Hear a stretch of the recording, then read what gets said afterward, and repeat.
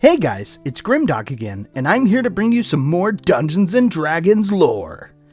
Okay, so last time we talked about the big cataclysm and sundering of the planet that happened with Ao splitting the world into two after Asgarath threw the freaking moon at it.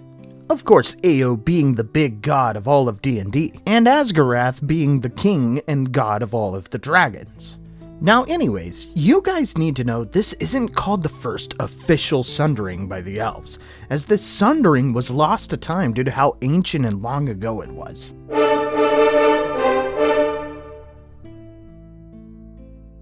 Okay, so we're now 300 years after the gigantic sundering of the world. So before we continue on, my dudes, we gotta talk about the Aarakocra, and these were birdmen that usually would have been depicted as humanoids with wings and an eagle's head. Now these guys worshipped another ancient god called Croca, and they lived alongside the Aeree during this age, but we'll talk about them later on in the video. Okay dudes, now we gotta talk about these ancient beings called the Lamassu.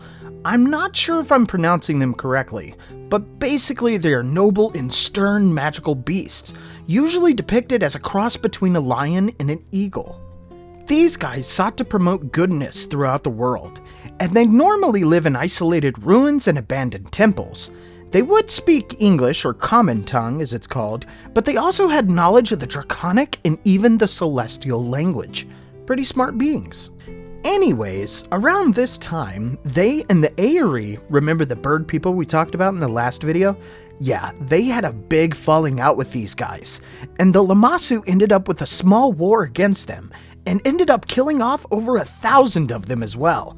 But there's not many stories covering that small war, so we'll have to go back to that later on. So, around this time, the Aeree also decided to begin experiments, and they would take the landworms, which were the giant reptilian creatures and species at the time roaming around Toril, and ended up creating the first ever wyverns with them, giving the guys wings.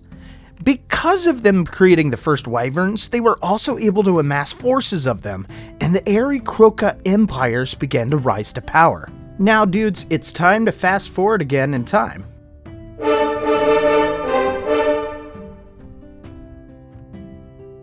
Now we are 200 years after the War of the Lamassu and the rising of the Aeree empires.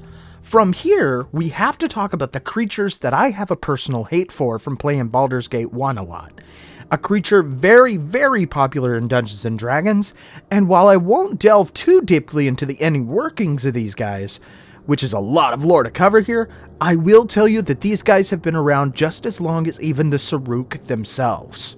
Now, in the D&D monster series that I plan on making later on, we'll cover more of these nasty ugly boys as well. Anyways, these guys are called Gnolls, and you've probably already heard of them before. Hey dudes, so you're probably wondering how a Gnoll is made in classic Dungeons & Dragons lore. It's pretty grotesque, but normally they're born through reproduction, meaning mommy and daddy Gnolls get busy.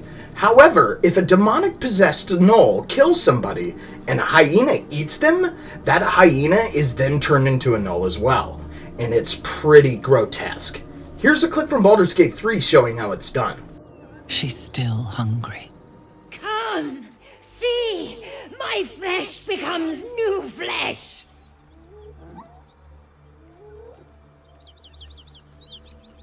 You hear what comes next before you see it. The sharp snapping of bones and a yelp of pain as her body starts to twist and undulate. You watch with cold realization. This isn't the end of one life, but the start of another.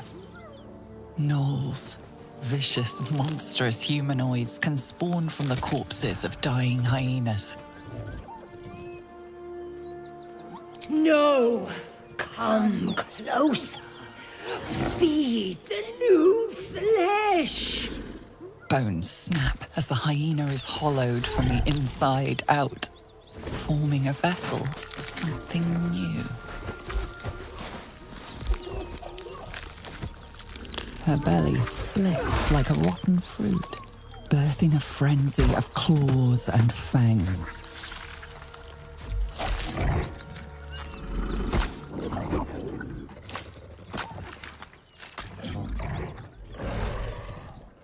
Alright, so before we delve into the madness of these guys, we need to talk about their god, which is also considered a demon prince of them, Yeenoghu. Now, demon princes get their own domains, but like we described in episode 1, there is the layers of the abyss, which some call the layers of hell, considering that Tharizdun is chained to the very, very bottom of this.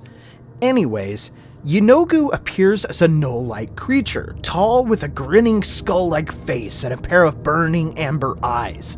He also has mangy yellow crest of fur that reaches from his head to his mid-backside, with only the hair he had being on his body in small, scabby patches. And the rest of his body would appear as pale and gray. Okay, so dudes, this guy is one of those pure evil beings, because his desires are absolutely savage.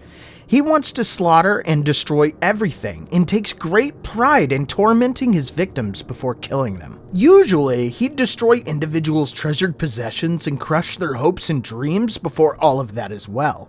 Normally, Yeenoghu wouldn't be able to go to the material plane on his own, material plane being the world of Toril. And the reason he can't go there is because he simply isn't considered powerful enough to do so. However, he can be summoned there for a time by his fanatics. Despite all of that, he's still both capable and willing to influence the material plane in order to further his agenda. Anyways, there's a bit of conflicting information here due to lack of story. But according to some sources, around the time of the Dawn War, Yeenoghu came to the material plane. Now, the hyenas in the area were scavenging, as they normally do. They ended up coming across the victims of Yeenoghu and turned into the first ever Gnolls. From there on, Gnolls would become a thing of the world. After all this, you could probably understand why I hate Gnolls so freaking much.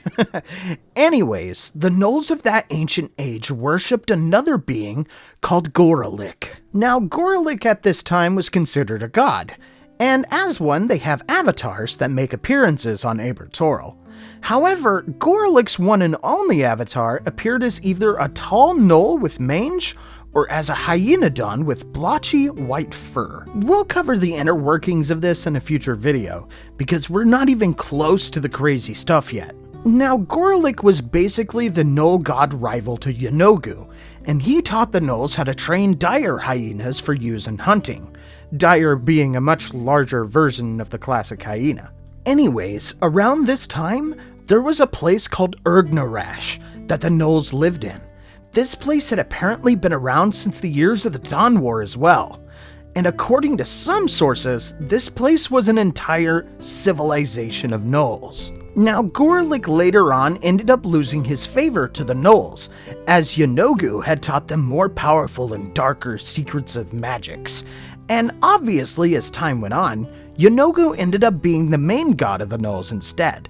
Regardless, the civilizations of Urgnarash at this ancient time still followed Goralik as their main god. So, now that you guys know about Urgnarash, the gnolls decided around this time, being negative 30,400 DR, to begin a great battle against the Aeree of this place called the Kokrui Shara. Now, a lot of gnoll shamans who were following Yeenoghu at that time would summon these demonic creatures called the Marashi to spread disease among the Aeree. Now, this was a big deal for the Aeree around this time too, dudes, because this would inflict something called the Wasting Plague.